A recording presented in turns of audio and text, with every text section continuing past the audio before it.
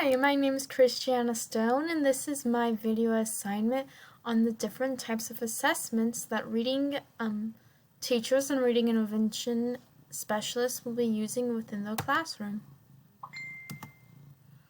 But first, we need to talk about some terms. So we have reading and literacy assessments is one term you might hear people say. A reading or literacy assessment is used to determine a student's ability to independently read a text or write both the oral and reading comprehension and possibly also the writing ability.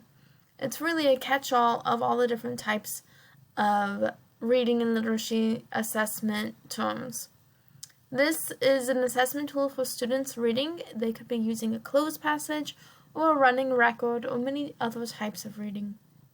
The information from the assessment could help the teacher determine different interventions or remediation to be completed in the classroom or possibly to implement an intervention.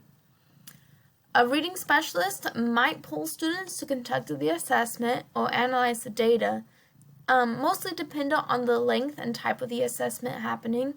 They may be used as a resource for the classroom teacher to determine the best interventions to implement based on those results of the assessment. Students would most likely be used to this being called a test. In my classroom, I don't use the word test too often, seeing as I teach first graders, and the word test can lead to a lot of either confusion or anxiety of students not wanting or not knowing how to take a test. So I usually use the phrase that I want to listen to you read, letting them know, and I'll often let them know that what I'm listening will help me know what I need to teach next. You'll also hear the term language assessment. A language assessment will be assessing not just a student's reading, writing, or comprehension, but it'll be assessing how they use language. So we'll be looking at the vocabulary and just the ability to listen or to speak. Some language assessments you might see being used are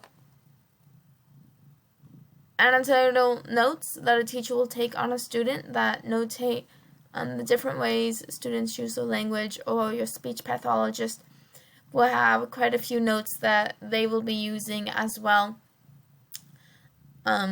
Language assessments are often used to help the teacher when planning comprehension assessments if they need to incorporate more oral speaking within the comprehension assessments.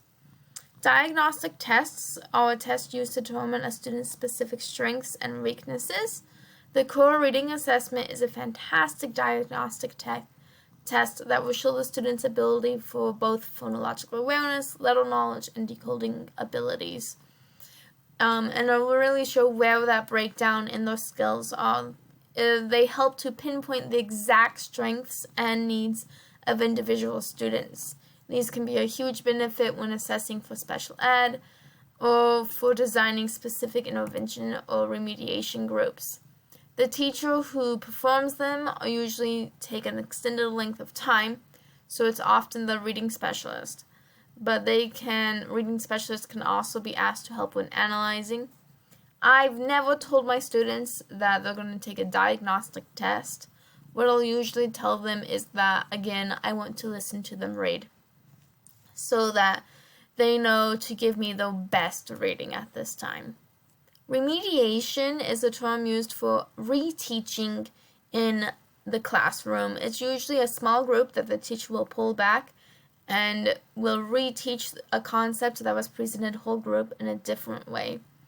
Some activities might be eloquent boxes for phonological awareness or a leveled reader to reteach a phonics skill. It's used specifically in determining skills students need to master. It would be implemented a step before you would develop any intervention plans or activities.